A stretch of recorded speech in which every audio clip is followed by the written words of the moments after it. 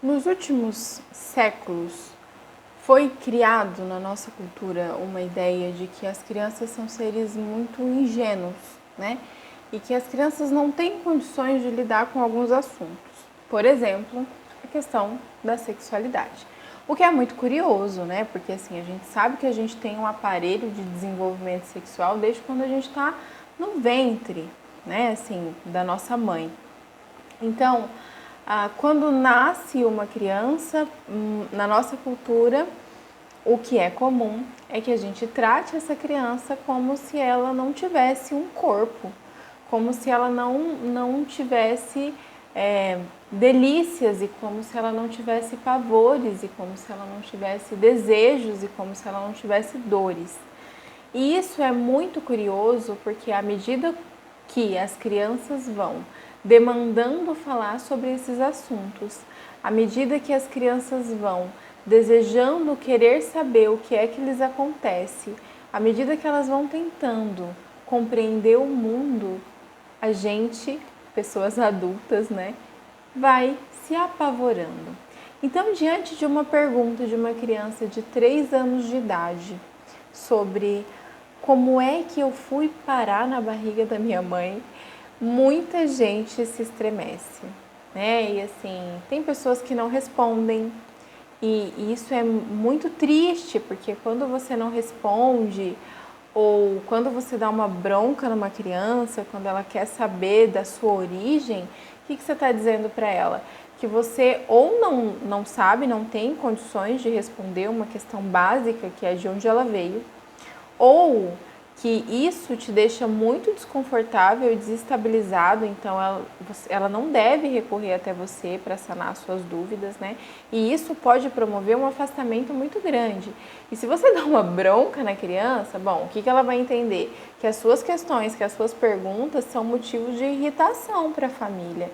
Então, a dúvida não vai sair dali, né? O que a criança vai entender é que você não é a pessoa ideal para conversar sobre, né, para ir buscar a resposta das suas dúvidas, e ela pode ir buscar em outro lugar. E esses lugares, essas pessoas que ela pode encontrar, né, assim, tentando compreender essa questão, podem inclusive não ter uma preocupação, né, não ter um cuidado com a maturidade, com as condições que a criança tem de absorver o conteúdo que ela está buscando. Mas tem uma coisa que é muito interessante que os adultos fazem, que é mentir, né? Então, assim, disse uma coisa qualquer, assim, pode ser, por exemplo, você veio porque a cegonha te trouxe. E aí é interessante que logo menos, assim, logo daqui a pouco, essa criança vai começar a perceber, porque, bom, a mídia mostra, né, assim, a gente tem as novelas, a gente tem a propaganda da fralda, a gente tem o filme infantil, né, que nos conta que a criança saiu da barriga de alguém. Então, logo essa criança vai perceber que a família mentiu para ela, né? E aí eu quero perguntar para você: você confia em gente que mente para você? Por que você acha que a criança continuaria acreditando e confiando plenamente em você se você mente para ela? Né? Assim, por que é tão difícil responder assuntos tão básicos? Talvez a gente possa se perguntar como é que está a nossa relação com a nossa sexualidade. Por que existe tanto tabu para conversar sobre a intimidade com as nossas crianças? Se a gente consegue conversar sobre intimidade com a criança, muito provavelmente a gente vai conversar sobre qualquer coisa. Agora, se a gente não consegue conversar com essa criança naquela coisa que é tão íntima, né? Que é a sexualidade na nossa cultura é muito íntima. Essa coisa que é tão privada, sobre o que é que a gente vai conversar então? Talvez essa seja uma pergunta interessante para a gente repensar o hábito de dizer qualquer bobagem para a criança e achar que ela tem que se contentar com isso. Porque isso é ingenuidade da nossa parte, né? Assim, da nossa parte enquanto pessoas adultas, né?